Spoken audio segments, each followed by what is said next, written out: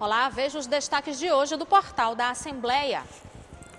A agenda parlamentar para os próximos dias. O presidente da ALEMA participa de reinauguração da Câmara de Vereadores em São Francisco do Maranhão.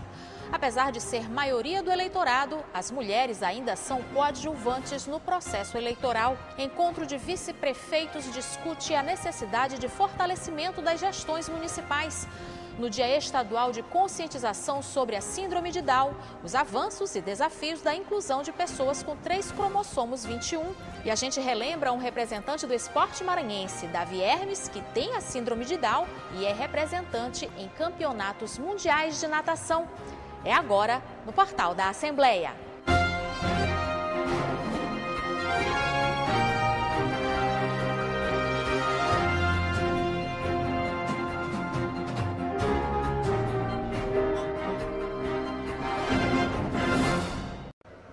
O presidente da Assembleia Legislativa do Maranhão, deputado Otelino Neto, participou da reinauguração da Câmara de Vereadores de São Francisco do Maranhão. As novas instalações receberam emenda parlamentar do chefe do Legislativo. Durante o evento, o presidente da ALEMA anunciou mais investimentos para o município. O presidente da Assembleia Legislativa, deputado Otelino Neto, esteve no município de São Francisco do Maranhão para acompanhar a reinauguração da Câmara Municipal da cidade. O chefe do Legislativo chegou acompanhado da presidente do GEDEMA e vice-prefeita da cidade de Pinheiro, Ana Paula Lobato. Os dois foram recebidos pelo prefeito da cidade, Adelbarto Santos. Razão de muita alegria estar novamente em São Francisco do Maranhão, na inauguração da Câmara. E esse aqui é um momento importante, porque valoriza o parlamento. Além do que, falei um pouco sobre os frutos da parceria com o prefeito Adelbarto. Falamos aqui do Mais Asfalto, que acabou de começar, da emenda de R$1.600.000 para calçamento de ruas, que está já uma obra bem adiantada, de outras parcerias, como a construção da escola no povoado Mimoso, a reforma da escola aqui na sede, a emenda de R$500.000 para a recuperação de vicinais do município, falamos sobre o arraial da vacinação, enfim, uma parceria que tem trazido bons resultados para a cidade, que é fruto também da capacidade de diálogo do prefeito Adelbarto, buscando sempre parcerias que ajudam a melhorar a vida da população. As novas instalações da Câmara Municipal da cidade receberam emenda parlamentar do chefe do Legislativo para a reforma e ampliação de salas e 9 gabinetes. Entre as novidades, uma galeria que homenageia a todos os ex-vereadores do município, o resgate da história da casa. É realmente um momento muito importante, né? Não só pela reforma, mas e sim pela a união de todos nós vereadores. Quero parabenizar o nosso presidente, parabenizar o nosso prefeito. Durante a solenidade, o presidente Otelino Neto lembrou de outras parcerias importantes com o município, como a construção de uma escola no povoado Mimoso e a realização do arraial da vacinação no município. Aqui no município de São Francisco do Maranhão, o presidente da Assembleia também já indicou, junto ao governo do estado, a pavimentação de ruas como essa, no valor de R$1.600.000. O prefeito de São Francisco do Maranhão, Adelbarto Santos, e o presidente da Câmara Municipal, Francisco da Padaria, destacaram o trabalho realizado pelo presidente do Parlamento Maranhense em prol do município. São várias obras, como estradas vicinais, como calçamento, como mais asfalto, reforma de escolas e principalmente ele participar desse momento tão importante que nós estamos valorizando a história política do Legislativo de São Francisco. Então, mais uma vez, agradecemos ao presidente por estar aqui na nossa cidade e por trazer benefícios para a nossa população. É uma honra muito grande, a gente está recebendo o presidente da Assembleia, o Otelino, onde também tem nos ajudado com essa reforma, é uma emenda que ele mandou para a gente reformar esse prédio. A gente só tem que agradecer à população de São Francisco e os vereadores aqui. Hoje está muito feliz com a reforma desse prédio através do deputado Otelino Neto. Outras lideranças políticas da cidade também agradeceram o apoio do chefe do Legislativo por todo o investimento que tem sido levado ao município. É mais do que merecedor a Vossa Excelência o tão sonhado e o tão importante, o tão orgulho que é o título de cidadão franciscoense, a Vossa Excelência. Nós, vereadores, vamos conceder esse título pelos grandes investimentos que este homem tenho trazido para o nosso município. Às margens do rio Parnaíba, a cidade de São Francisco do Maranhão fica a 500 quilômetros de São Luís, localizada na região leste do estado. O município conta com um belo cartão postal, o Morro da Santa Cruz, localizado entre Tabuleiros e Chapadões. E você vai ver agora um resumo dos assuntos que foram debatidos no Parlamento Estadual na última semana. A Assembleia Legislativa sediou o lançamento da consolidação das leis sobre a pandemia do novo coronavírus.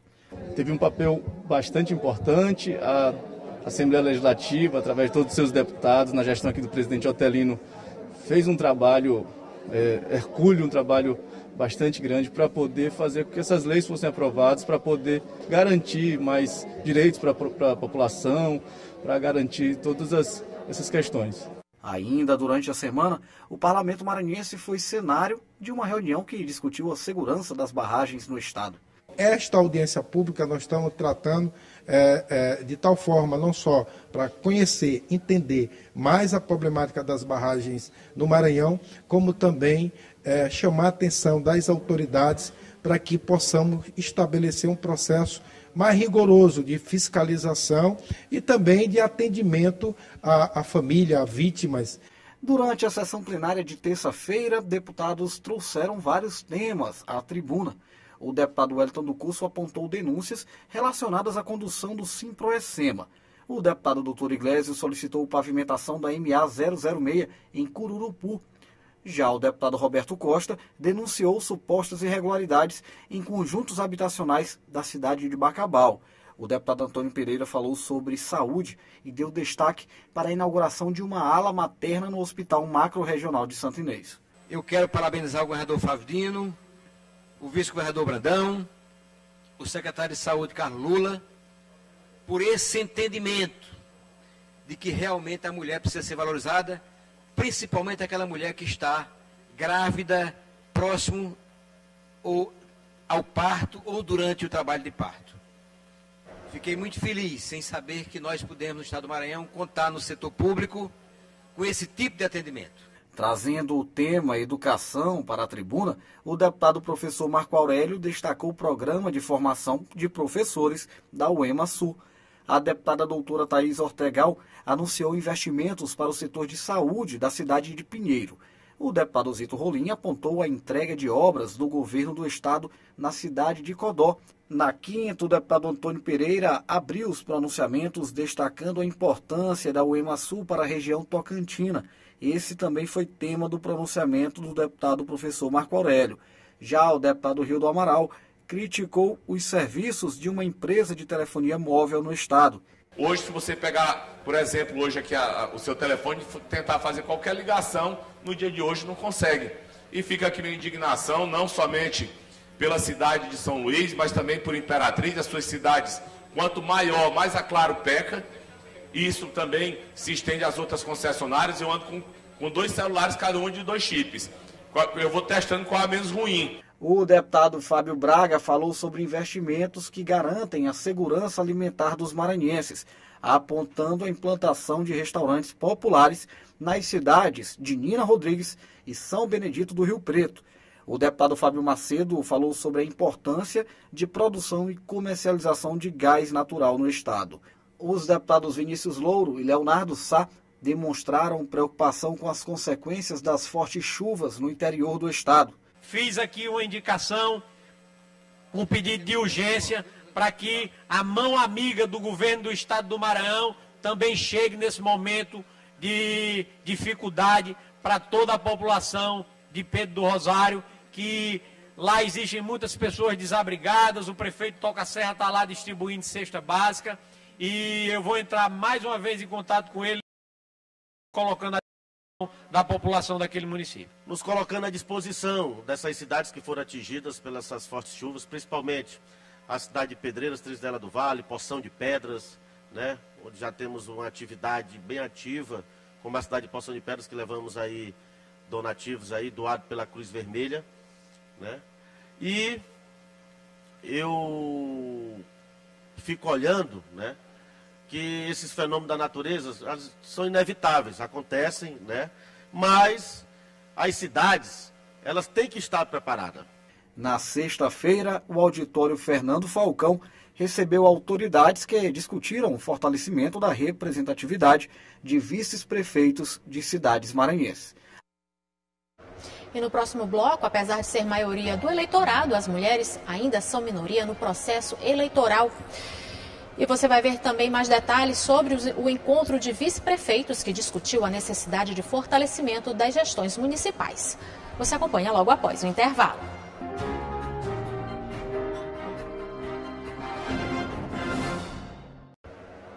De acordo com o Tribunal Superior Eleitoral, mais da metade do eleitorado brasileiro é formado por mulheres.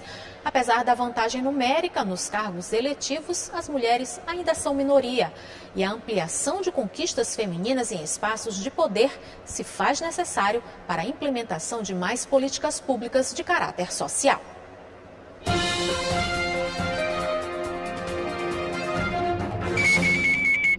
Dados mais recentes do TSE, Tribunal Superior Eleitoral, mostram que as mulheres representam a maioria do eleitorado brasileiro.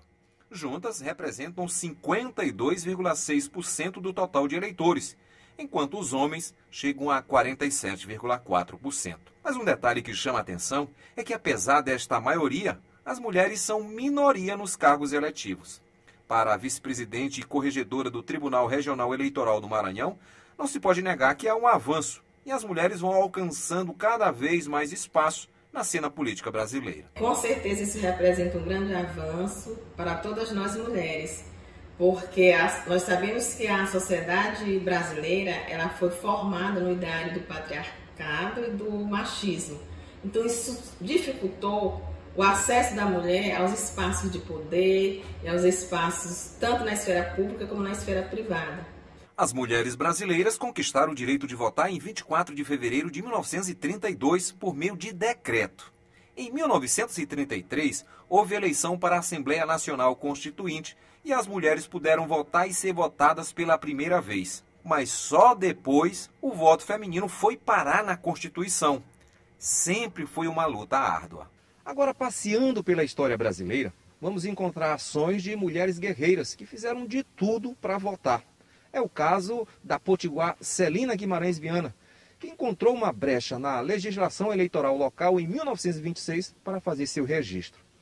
Mas o foi regulamentado 8 anos depois, em 1934, já no governo Getúlio Vargas. Após 88 anos de regulamentação do voto feminino, as mulheres permanecem coadjuvantes no processo eleitoral. Para se ter uma ideia, nas eleições de 2018, apenas uma mulher se elegeu governadora entre as 27 unidades da federação. Fátima Bezerra, do PT, no Rio Grande do Norte. Esta doutora em sociologia fala da necessidade de ampliação da conquista feminina nos espaços de poder. E um dos maiores desafios é melhorar e ampliar a representação de mulheres nos espaços de poder. Nós somos hoje apenas 15% de mulheres dentro do Congresso Nacional e menos de 20% na Assembleia Legislativa do Maranhão. Outro recorte nos números das eleições de 2018 nos revelam esta disparidade. Em 2018, apenas 6 candidatas foram eleitas para o Senado. 11,5% do total das 54 vagas disputadas naquele ano. Para a Câmara dos Deputados, foram 77 deputadas federais eleitas, 15% do total. Nos estados, elegeram-se 161 deputadas estaduais, 15,5% das vagas. E no Distrito Federal, foram eleitas 3 deputadas distritais, 12,5% do total. Esses números são muito inferiores, inclusive, à cota mínima de 30% de candidaturas femininas por partido, exigida pela Lei 9.504 de 1997. E o Maranhão não foge à regra. Segundo o IBGE, 50,4% do eleitorado maranhense é composto por mulheres. Os homens são 49,6%.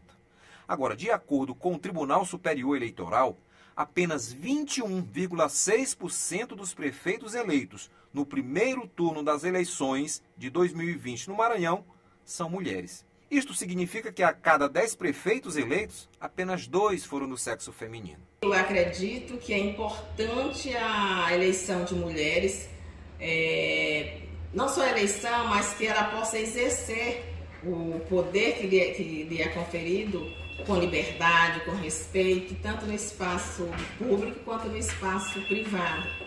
Não seria estranho se alguém perguntasse, mas por que é importante ter mulheres na política? A resposta vem de uma série de evidências indicando que ter mulheres na política contribui positivamente para a implementação de políticas públicas de caráter social e econômico, principalmente em países em desenvolvimento.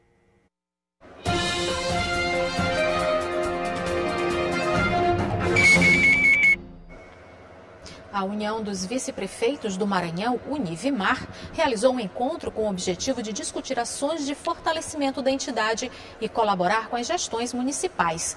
Deputados estaduais participaram do encontro que definiu a diretoria da entidade. Esta foi a primeira Assembleia Geral da União dos Vice-Prefeitos do Maranhão, a Univimar, entidade criada este ano com o objetivo de fortalecer os mandatos dos vice-prefeitos que atuam diretamente ao lado dos gestores municipais.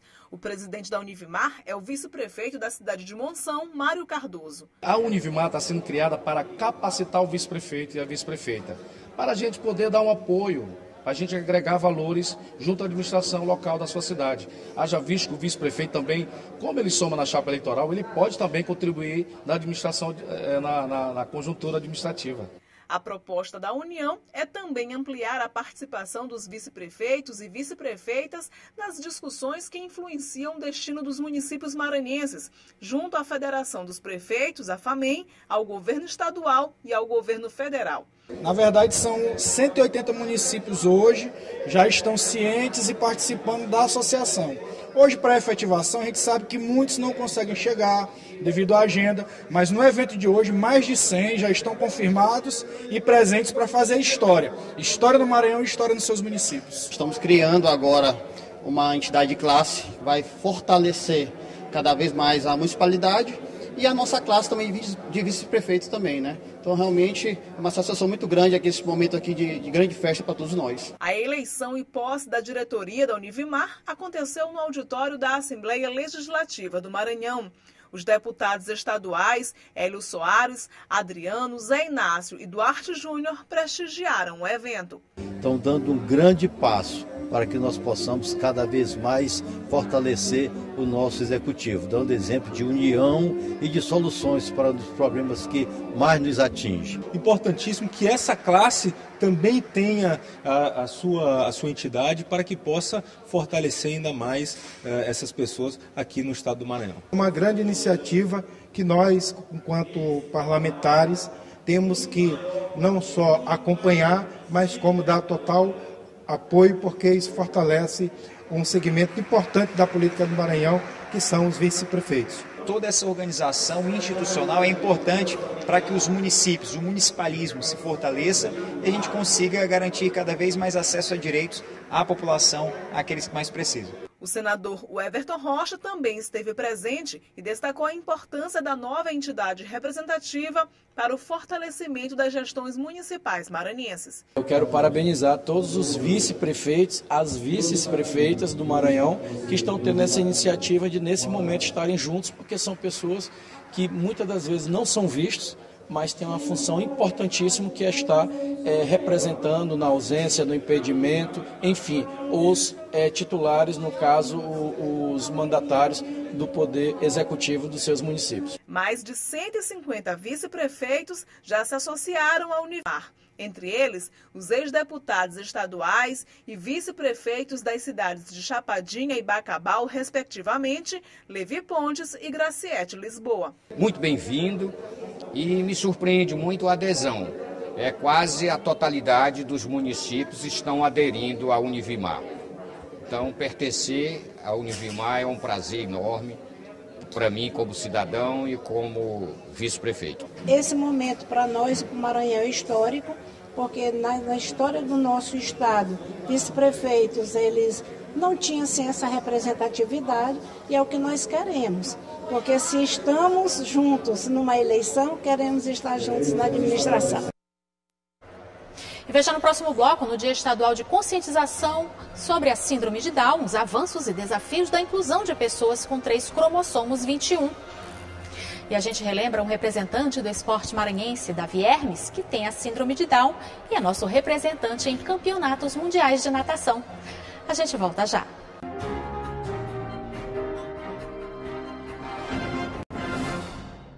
A convite do Instituto Brasileiro de Geografia e Estatística, a Assessoria de Planejamento e Assuntos Estratégicos da ALEMA participou de uma reunião que tratou sobre o acompanhamento do Censo 2022 de São Luís. A gente chama Ronald II, que tem mais informações sobre essa reunião. Boa tarde, Segundo.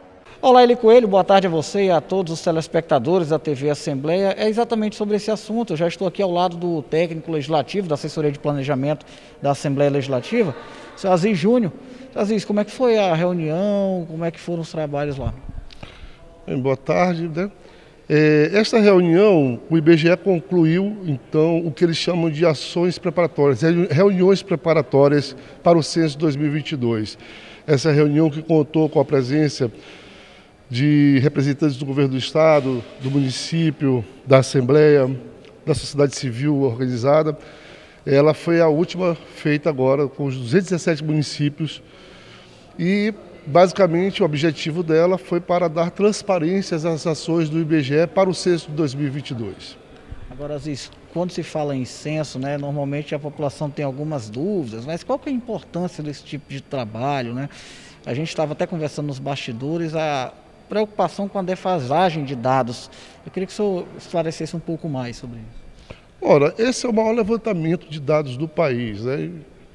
E um país continental, você imagina que não é fácil fazer esse levantamento, e o IBGE pede muito que haja o engajamento da população para que eles possam realmente fazer uma radiografia muito precisa de como o país está. Agora, a gente sabe, esses levantamentos são primordiais para qualquer política pública que foi implantada, para os próximos investimentos. E os municípios já estão sofrendo com a defasagem desses dados agora, que a gente termina o decênio, né? Tem muitos municípios que já podiam estar com o seu fundo já aumentado, né? E isso, claro, impacta diretamente na população. Felizmente, a gente já está num certo patamar de combate à pandemia, com controle, um certo controle em relação, por exemplo, à ocupação de leitos. Isso reflete também na preocupação da população, porque ainda assim nós sabemos que a pandemia não acabou. Foi comentado algum tipo de dificuldade lá desse trabalho de campo, ainda em razão da pandemia? Sim, não só em função da pandemia, né? E eles até colocaram uma questão que aqui em São Luís já fizeram algumas pesquisas.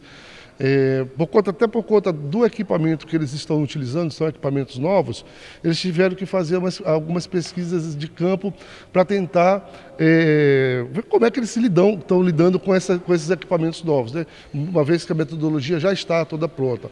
Mas a pandemia e também a questão da segurança, isso tem dificultado, todos os institutos de pesquisa estão sentindo um pouco essa dificuldade, né? Principalmente nos condomínios. Então eles pedem que a gente divulgue bastante a ação do censo de 2022, que vai começar agora em agosto, e que a população receba os recenseadores, porque eles estão aí para fazer um grande trabalho, um grande levantamento de dados que vai beneficiar a população.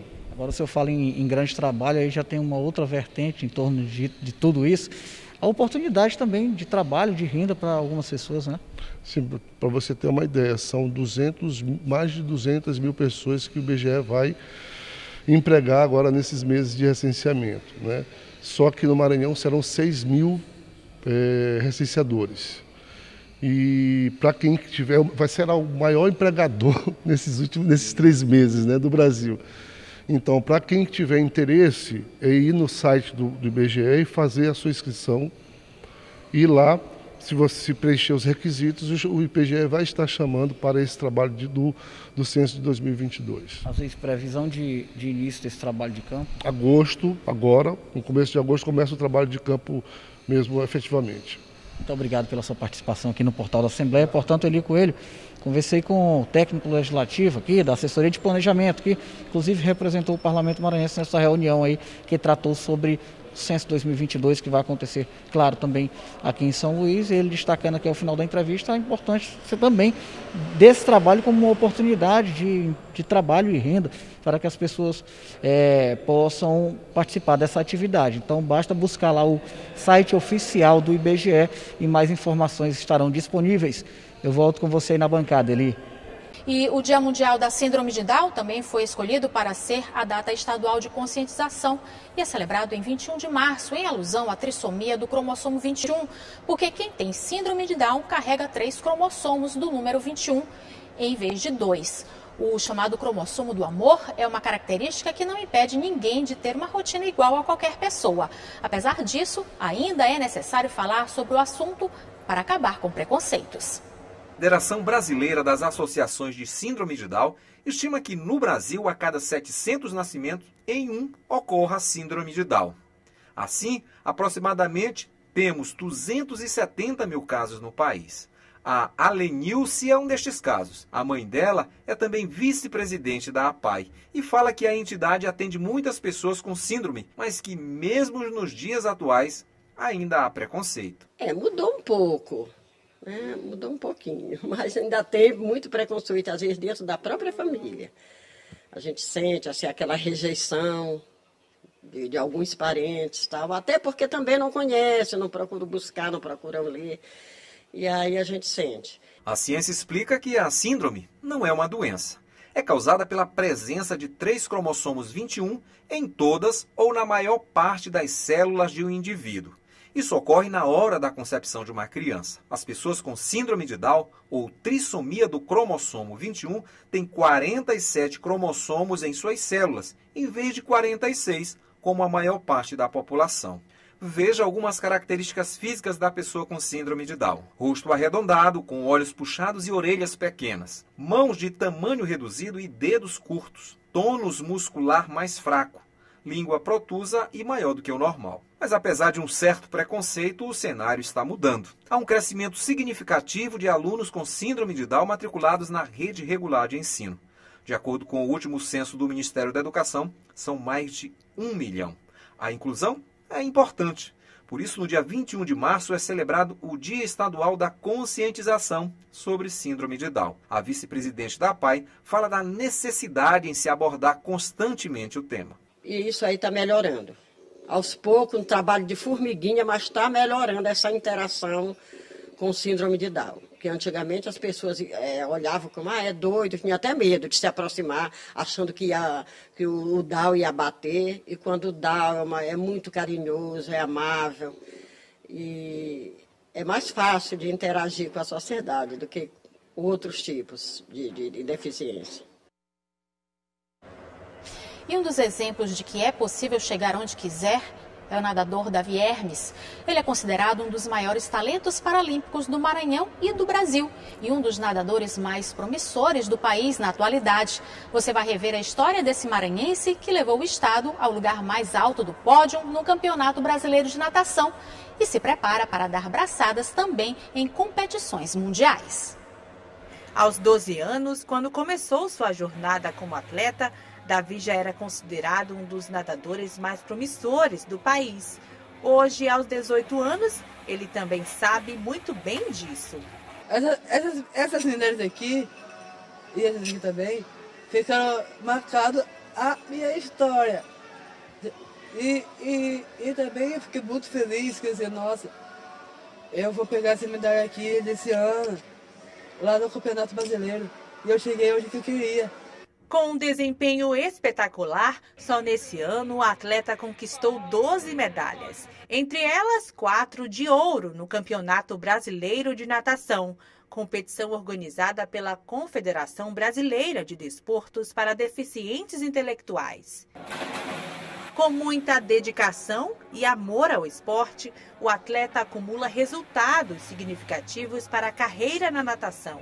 Resultado também de determinação, acompanhamento e uma rotina intensa de treinos. Davi, ele treina sistematicamente 5 treinos por semana e treinamento de 1 hora por dia. Ele faz um trabalho fora d'água também, de trabalho com musculação. E assim, ele tem um treinamento bem acessível e bem puxado, entendeu? Às vezes é preciso dar uma puxadinha, dar uma brigadinha com ele, para ele ter o desempenho adequado, mas ele consegue e está aí o resultado aí há tempo, inclusive ele tem dado bons resultados. As 4 medalhas de ouro no Brasileiro de Natação valorizaram ainda mais a grande temporada de Davi, que também se destacou com 3 ouros no Norte e Nordeste de clubes. Não é fácil, é todo um trabalho de intensidade, mas assim, este ano, graças a Deus, apesar da pandemia, tem sido memorável. Haja visto que ele conseguiu terminar o ensino médio numa escola regular, pelo fato de ser especial, não é uma coisa tão fácil. E também por esses propósitos de natação, que até então ele não conseguia as 4 medalhas de ouro no Campeonato Brasileiro. Ele conseguia 2 e vinha lutando. E esse ano, então, ele finalmente conseguiu as 4 medalhas de ouro no Brasileiro. Com tantas medalhas, ele já pode fazer aquele pedido que somente os fenômenos costumam fazer. Então solta a música para o nosso atleta, Edição. Hoje à noite eu vou pro rolê. Eu vou beber pra exagerar, eu vou beber, ligar, eu vou beber, cheirar, ligar. E o portal fica por aqui. Para rever as reportagens de hoje, acesse o site al.ma.leg.br/tv. Ótima tarde para você, a gente volta a se encontrar amanhã. Até lá!